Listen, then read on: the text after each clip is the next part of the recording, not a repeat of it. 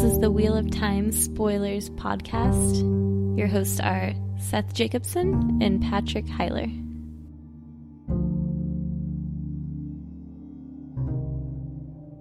Today, like you said, we're doing Chapter 14 of The Great Hunt, Wolfbrother, and our symbol is the wolf, appropriately.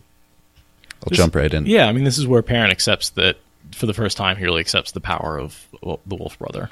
Yeah, similar to, I think it was maybe in the last episode or the episode before that, where I pointed out that that was the first time Rand ever really was, like, entered the void on purpose, saw the Sidin and reached out and grabbed it. I think that's the first time he ever, like, purposely, and here Perrin's doing this at pretty much the same time, accepting his talent. I like that. And I guess accept isn't necessarily the word I would use with Perrin, because he definitely isn't accepting yet, but he's at least using it. And same thing with Rand, where I don't think he's accepted that he can channel, but they both put themselves in situations where it's necessary that they use the power that they have. Yeah. I'll jump right in here. Gone, Ingtar demanded of the air, and my guard saw nothing? Nothing? They cannot just be gone. Listening, Perrin hunched his shoulders and looked at Mat, who stood a little way off frowning and muttering to himself. Arguing with himself was how Perrin saw it. The sun was peeking over the horizon, past time for them to have been riding. Shadows lay across the hollow, stretched out and thinned, but still like the trees that made them. The pack horses, loaded and on their lead lines, stamped impatiently, but everyone stood by his mount and waited. Uno came striding up. Not a goat-kissing track, my lord. He sounded offended. Failure touched on his skill. Burn me not so much as a flaming hoof scrape. They just bloody vanished. 3 men and 3 horses do not just vanish, Ingtar growled. Go over the ground again, Uno. If anyone can find where they went, it's you. And I'll, again, just come back to the fact that Uno sees everything with his one eye. Yeah. Like, he is spot on. He's absolutely correct. They did just flaming vanish. Bloody vanish, yeah. Was that what he said? Yeah. Not a goat-kissing drac. What do you think Mat was arguing with himself about? I don't know.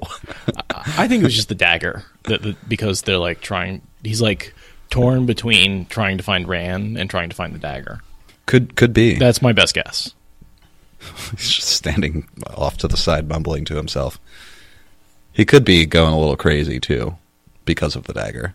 Is that still, could that be? I still think the way he's sealed off by Moraine and the other 3 Aes Sedai with the Angreal, yeah, he's pretty much non-contagious and non-crazy. He's going to be fine until he keels over and dies. Yeah, yeah. That's my assumption. Is because they see him, he gets thinner and loses weight and looks sicker and sicker, but he seems fine. He seems fine and he acts fine. So I think we're away from the paranoid Mat for the most part. He does just do this kind of throughout the series, though, where he mumbles about his problems. Well, yeah, he's got his own thing going on in his head where he won't, he's very good at self-deception, and he wants to do, he always ends up doing the right thing, but he has to argue himself into it. Yeah. And right now, like, the right thing would be to find Rand, but he knows he has to go get the dagger. And so I think he's actually has a little bit of a moral dilemma there. Mat suggests that they just ran away and everybody just kind of glares at him. Well, and he thinks that because Rand was talking about running away to avoid hurting anybody with the power. Right. The Dark Friends were doubtless getting further away with every minute. This is Perrin's thoughts. And the next thing I have is, there was a way, perhaps, if he was willing to take it. He did not want to take it. He had been running away from it, but perhaps now he could no longer run. Finally, reluctantly, he closed his eyes and let himself drift, let his thoughts drift, out, away from him. He's looking for the wolves to see if they can find Rand, Loial, and Hurin. Yeah, Perrin has kept himself clenched up pretty tight so he doesn't, reach out to the wolves. Yeah, he's been trying pretty hard. Which is definitely a theme of Perrin, where he has these abilities, has these strengths, and when we see him loose them, he just goes nuts. Like, he's so strong that he holds himself in check, and when he lets himself loose, like when he killed the White Cloaks, he took them out no problem. Yeah. And, same thing with his power in the dream world. He holds himself so tight that when he actually accepts it, he kicks Slayer's ass. Very common with Perrin, where he has the ability, but he's so wound up inside that he's unable to use it. That's a good assessment. Their thoughts came to him as a whirlpool, blend of images and emotions. At first, he had not been able to make out anything except the raw emotion, but now his mind put words to them. Wolfbrother, surprise, two legs that talks, a faded image, dim with time, old beyond old, of men running with wolves, two packs hunting together. We have heard this comes again. You are Longtooth? It was a faint picture of a man, dressed in clothes made of hides, with a long knife in his hand. Perrin recognized the man. Elias. He clearly gets his name from the knife that he carries. Yeah, but Perrin corrects them. No, he thought, and tried to picture himself in his mind. Yes, we have heard of you, is the sending back. I have all this underlined. It was not the image he had made, a young man with heavy shoulders and shaggy brown curls, a young man with an axe at his belt, who others thought moved and thought slowly. That man was there. Somewhere in the mind picture that came from the wolves, but stronger by far, was a massive wild bull with curved horns of shining metal, running through the night, with the speed and exuberance of youth, curly-haired coat gleaming in the moonlight, flinging himself in among the white cloaks on their horses, with the air crisp and cold and dark, and blood so red on the horns, and young bull. For a moment, Perrin lost the contact in his shock. He had not dreamed that they had given him a name. He wished he could not remember how he had earned it. Yeah, I mean, that really becomes one of his defining moments. And that's not just because the White Cloaks are after him for it, but also because that's how the wolves name him and see him. Oh, yeah. As a defender of the wolves.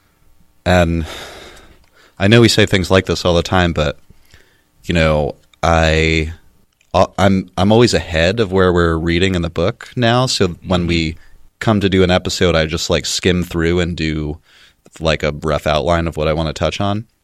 So I've read this 2 or 3 times in the last week, this chapter, and it really kind of got to me, killing a man for whatever reason is a really significant event, and I just felt like I understood Perrin a little better here that I maybe didn't in my first couple of read-throughs. Because, heroes and stories are always killing people, but we don't ever talk about how that affects their minds.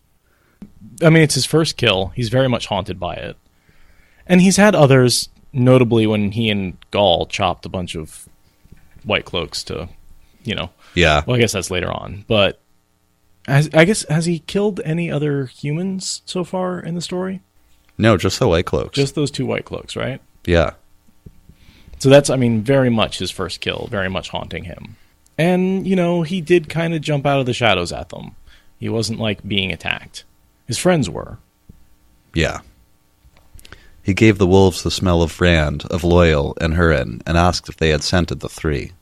So in here you see him talking about how, not only did his eyes change, but he was able to smell better, and that sort of came with the eyes. Yeah, he notes, or he has the thought, Perrin does, that he can now kind of know someone by their scent. So he can send them specific scents. Send the wolves specific scents. Just the way your dog sort of recognizes you by your scent. I mean, it's... I saw a great... I love watching those videos of soldiers coming home to their dog that's hasn't seen them in a year or something, and then the dog freaking out and going nuts. And it's never when the dog sees the person. It's when the dog smells the person is when they go absolutely nuts. Yeah. It's that, they really do identify people by what they smell like. And if you've ever seen, when we go walking, if you ever see Timber sniff the bushes, he's identifying a lot of dogs by their scents. Probably. That's, especially the male dogs mark their territory and use scent to identify each other. Yeah. That is definitely a big part of dog culture and wolf culture. I have dogs, but I'm identifying wolves as well. Yeah. And when Perrin sends the scents of Rand, Hurin, and Loyal, and the wolves send back a kind of negatory, Perrin sends them Fane's smell and the scent of Trollocs. And this is before the wolves know that Rand is Shadow Killer. Right. I guess this is really before he's Shadow Killer. Yeah, Rand really hasn't done much significant up until this point, other than, he injured Ishmael. Well, in the eye of the world, the whole destroying the Trolloc army. Oh, right. Well, yeah, there's that. Yeah. That's sort of he killed a lot of Shadow Spawn that the wolves hate. That's true. It's easy to kind of glaze over that because it's that one short scene. Yeah, it's almost like it's a page in a chapter, and he's like, oh yeah, he pounded on the ground, and I mean, it's pretty amazing to think about, and I'd love to see it in cinema. Yeah. That would be awesome. But in reading, it is something that's very easy to just skip right over. From the distance came the cries of a wolf pack, and in the hollow horses stamped and whickered fearfully. So this is them reacting to hearing about Fane. So he's giving them Fane's smell. To Fane's smell and the Trollocs. They hate Trollocs, but Fane, he makes Trollocs smell natural, is what they said. Which is just, I mean, he is so wrong. He's such a corruption of what's in the pattern. Perrin said when he smelled Fane, he wanted to rip him apart himself. There's some kind of, I don't know, link there. Wolves in this series have something special going on. They are somehow the guardians of Teleron-Riyadh, or part of Teleron-Riyadh, in a way that not other species necessarily are. Yeah, they're sort of the only other intelligent species. I mean, other than Nogear and the Elfin and Elfin. But, you know. Yeah. So, all right, I've got an absolutely insane theory that has no evidence to support it up and is almost surely wrong, but I'm going to throw it out there. Okay. All right. In the wheel, you have the world, and as part of that world, you have touching everything Teleron-Riyadh. And Teleron-Riyadh exists in all worlds, just the way the Dark One's prison exists in all worlds. Okay. And so I haven't had a thought that maybe Teleron-Riyadh is actually the Dark One's prison, like the outside of it. And the wolves are the guardians of the prison. And that's why they are so against Trollocs and Fades. I like it. But, you know, I mean, there are 1,000 reasons why it's wrong. But it's one of my fun little headcanons that I like to play around with. I still like it. Yeah. Even more than the Trollocs, Fane's scent had put them, the wolves, into a frenzy, as if they smelled something that made Trollocs seem natural and right. Yeah, they're like nature's soldiers. And yeah, and Enigma brings up the fact that the Forsaken would have some talent in the dream world if they'd been trapped in it for 3,000 years. Yeah. Were they trapped in Teleron-Riyadh? Well, they were trapped in the Dark One's prison. And they talk about it being a dreamless sleep. Oh, I see.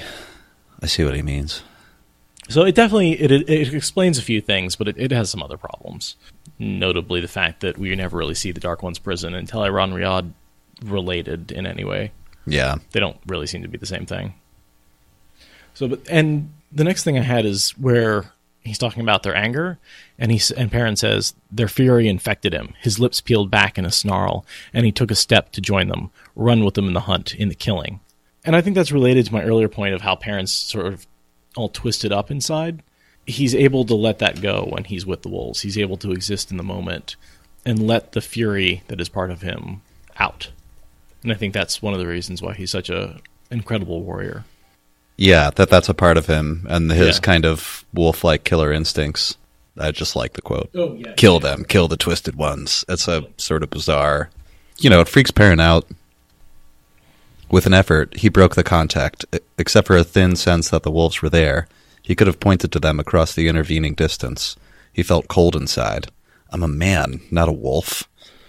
Matt notices Perrin's distress and asks him if he's okay.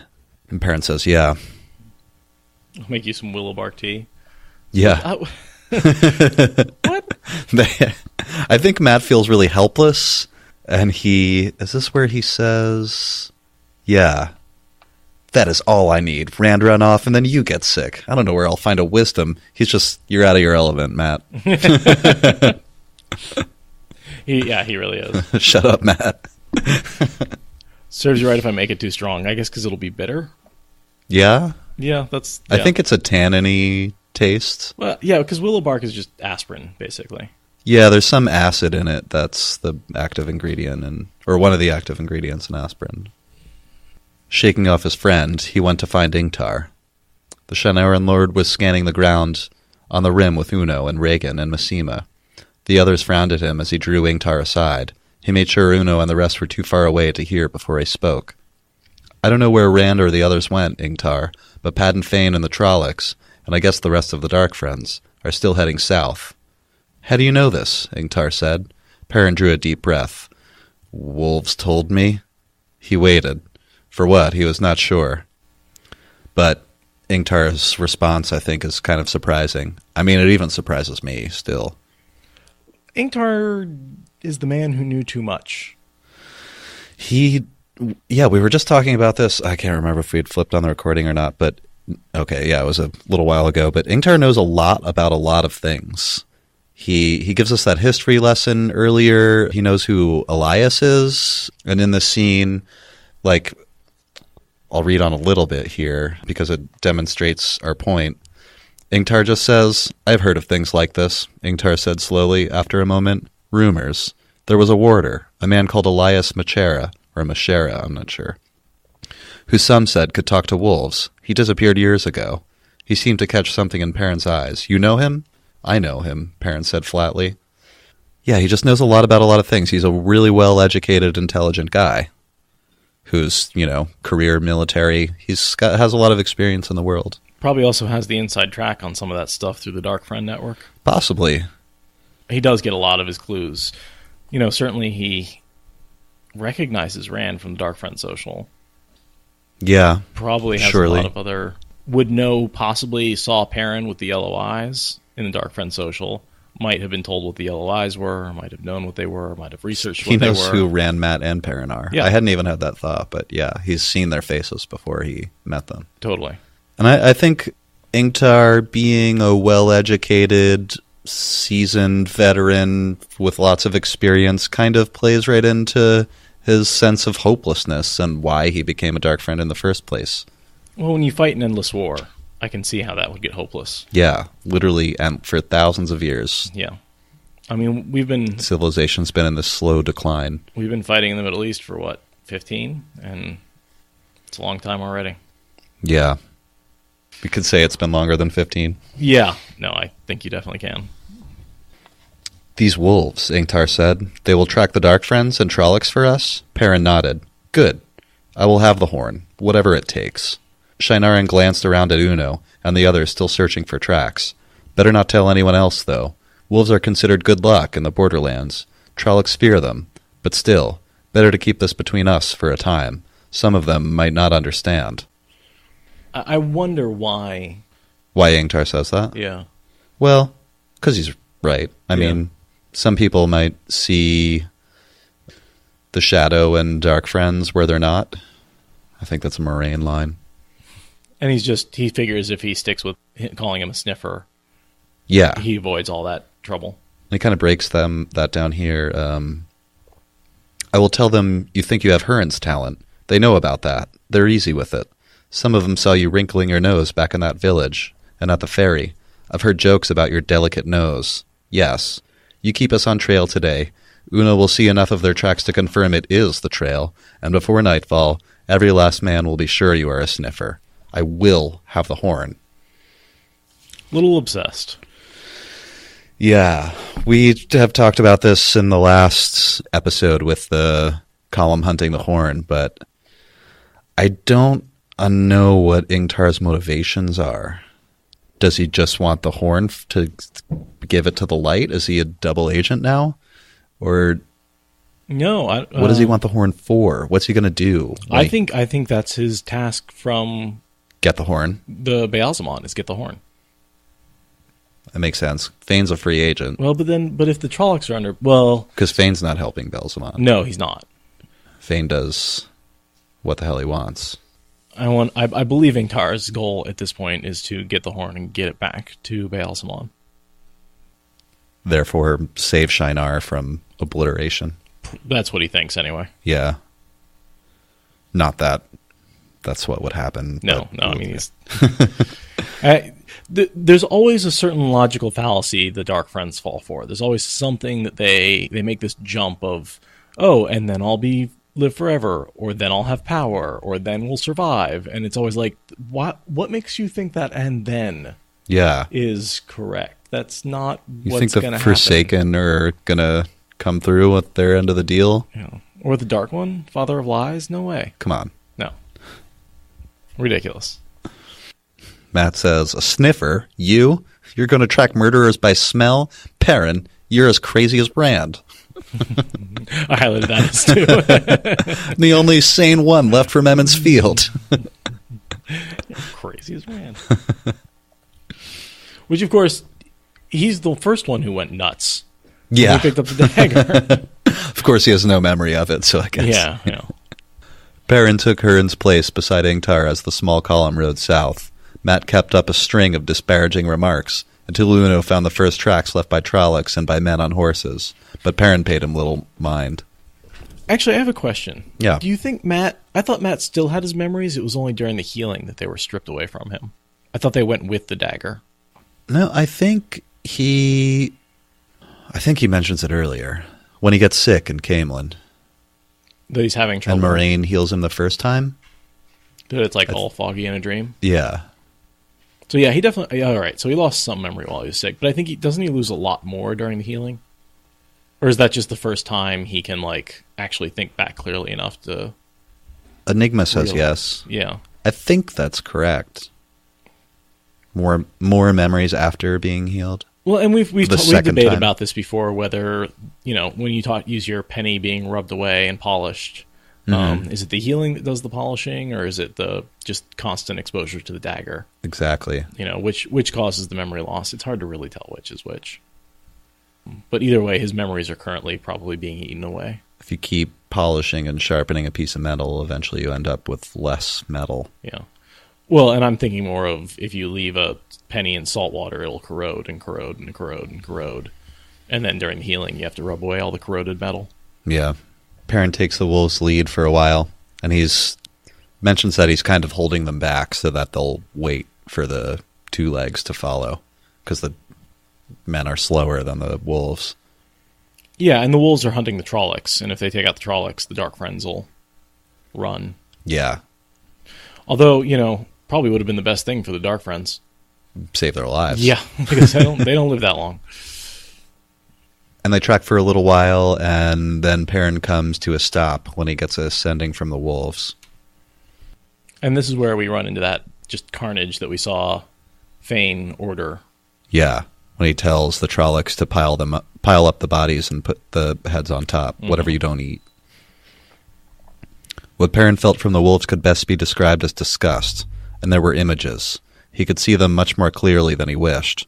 Bodies, men and women and children, heaped and tumbled about, blood-soaked earth churned by hooves and frenzied attempts to escape, torn flesh, heads severed, vultures flapping, their white wings stained red, bloody, featherless heads tearing and gorging. There's something bad up there, he swallowed, skipping ahead a little here. The people from that village, I think the Trollocs killed them. Una began cursing quietly, and some of the other Shinarans muttered to themselves. And there is someone following us, Ingtar said. How does Uno see that, or Ingtar? I assume it's Ingtar. Okay. Uno's just cursing because the Trollocs killed the people in the village. Yeah, I think that's a direct response to Perrin. And everybody sort of believes it. Or, nobody's surprised that Trollocs slaughtered a bunch of humans. Yeah. They're disappointed, though. I think they're hoping they could free some of those people. Yeah. And, of course, who's following them? But plump little Varen. A speck appeared, a horse and rider, a woman, to Perrin's eyes. And so we saw her disappear. Moraine, and then Varen, and then Leandrin all went off on their separate ways. Yeah, and we do believe they're all separate. I don't think any of them's following the other. Yeah. What Varen's intent is, I don't know. But the infamous lie is here. The infamous lie. Varen said I, Ingtar said sharply, then bowed to her from his saddle. Moraine Sedai sent me, Lord Ingtar, Varen announced with a satisfied smile. She thought you might need me. Such a gallop I've had. And that is the lie that makes everyone suspect, that made everyone suspect for a long time that Varen was a Dark Friend. Because later, is it Perrin that says something to Moraine? Is that, or it might have been some Rand. point? I don't remember who was talking to Moraine, but she said Moraine. Yeah, I think it was Perrin because Rand wasn't there. It says, yeah, Varen said you sent her, and Moraine's like, no, I didn't. Yeah, at some point she's able to directly respond to that. Yeah, and everyone's like, oh, maybe it was just a misunderstanding, or we didn't actually see them leave, and maybe Varen was like took an indirect directive. So there's a lot of rationalization, but I mean that right there is a direct lie. Yeah, and my headcanon or personal theory right now is that Varen's just curious. She loves this stuff. She knows that Rand is the Dragon Reborn. She knows that there's this column hunting the Horn. She wants to be there to observe these historic events. I don't think that she has any malicious intent. Hard to tell. I mean, I don't know what she does under orders and what she does for herself. That is kind of hard to tell. Yeah. She also could have been instrumental in bringing the Trollocs into Feldara. I mean, that's entirely possible. She could have been. But I think really she's along because she's just curious and nosy. That fits with her personality type. But she's definitely looking for Rand. Oh, yeah. Where is Rand al'Thor? Ingtar grimaced. Gone, Varen said I. Vanished last night, without a trace. Him, the Ogier, and Hurin, one of my men. The Ogier, Lord Ingtar? And your sniffer? Oh, the line right before that. I've never had a chance to study it. Suddenly her eyes narrowed, and the absent manner vanished like smoke. Where is Rand al'Thor? And she gives away two things here. She lies, and she shows the fact that she's not nearly as absent-minded as she pretends.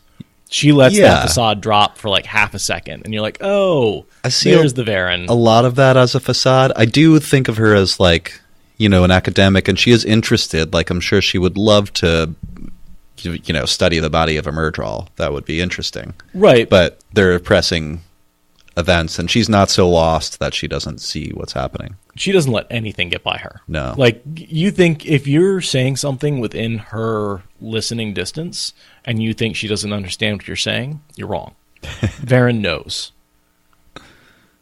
She's just got a couple tracks going all the time. That's the way I see it anyway. Varen glanced at Perrin, and he shifted uneasily. A new sniffer, just when you lost your old one. How providential. You found no tracks? No, of course not. You said no trace. Odd. Last night, she twisted in her saddle, looking back north, and for a moment, Perrin almost thought she was going to ride back the way she had come. I was wondering what was happening in her head there. I think she's just wants to see where Rand was. Like, she's thinking about, like, I'll go back. There may have been, like, perhaps Weaves residue. I wonder if she'd gone back to the Portal Stone, she wouldn't have seen, like... Sensed something happening, maybe? Well, they do say it requires an awful lot of power to send someone through a Portal Stone. So she probably felt Lanfear channeling. She probably felt Lanfear channeling. Because she's only like a day's ride from there. Right. Or would have been. Not even like a half a day, because she shows up like it's like next morning. Mid-morning, I figure. Yeah. So, assuming Lanfear sent Rand through the portal, which we do, that would have been a massive power expenditure, and she very well could have sensed it. And so she's thinking back to, oh, interesting, something caused Rand to disappear, and it was a female channeler. Yeah. Talk to me as we ride, Lord Ingtar. Tell me everything you can about the young man, everything he did, everything he said. The one quote she has here is very odd. I do not like odd things until I can understand them. And that right there is like the heart of Varen's personality. Yeah. How odd. I'm going to look into it. And of course she tries, she obviously wants to know as much as she can about Rand, because she knows he's the Dragon Reborn, so she's like, tell me everything. But she's playing both sides. She's really in it for the knowledge, more than anything else. They started off in a jingle of harnesses and armor, Varen riding close beside Ingtar and questioning him closely, but too low to be overheard. She gave Perrin a look when he tried to maintain his place, and he fell back. It's Rand she's after, Matt murmured, not the horn. Perrin nodded. Wherever you've gotten to, Rand, stay there. It's safer than here. Jump to Rand getting attacked by something. But yeah, it still might be safer away from right. an Aes Sedai. I think that's true. Yeah.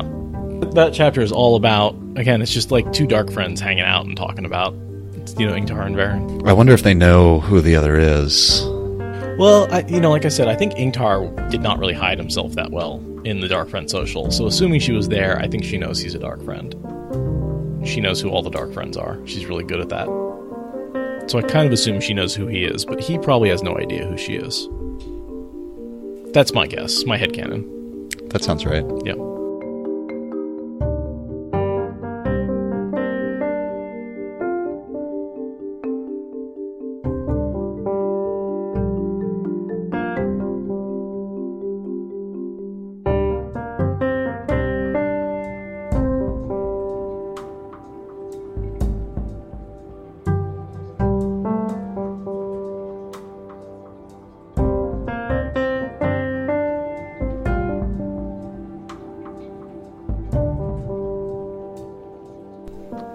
So sorry, guys, if my voice is a little rough. I think I'm coming down with something, so it's just... You sound pretty okay to me.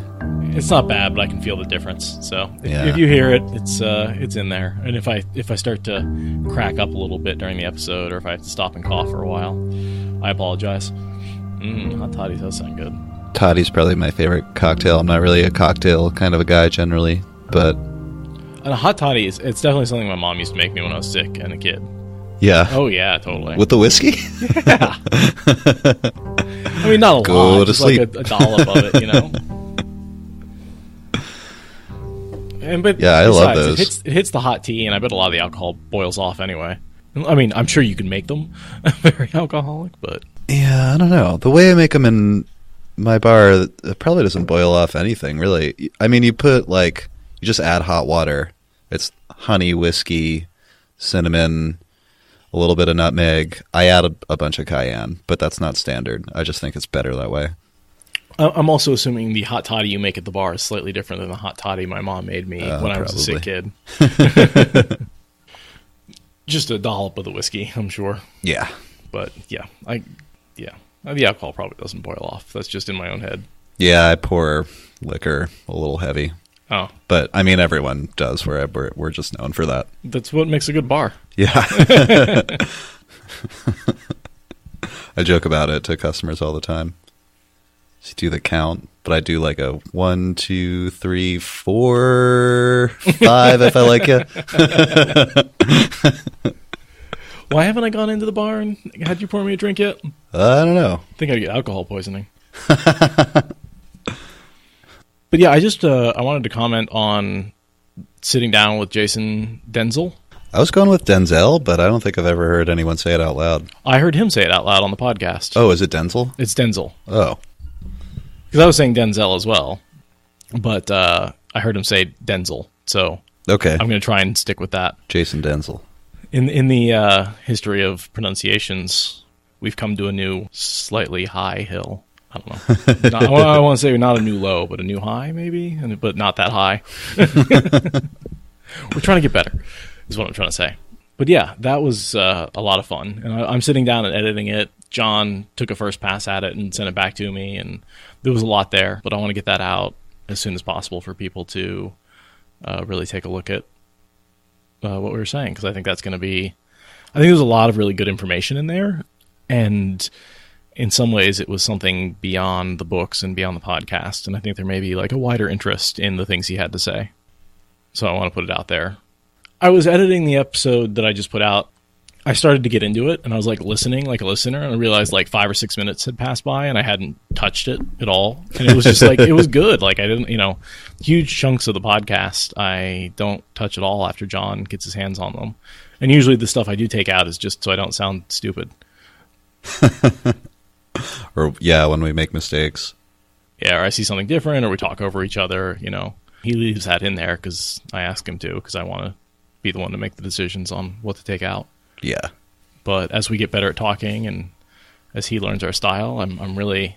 The editing's getting easier and easier for me. I'm doing less and less on it, so... Yeah, that is awesome. It's always fantastic. He was here in the Discord channel joking, well, much earlier, about pretending to work. So...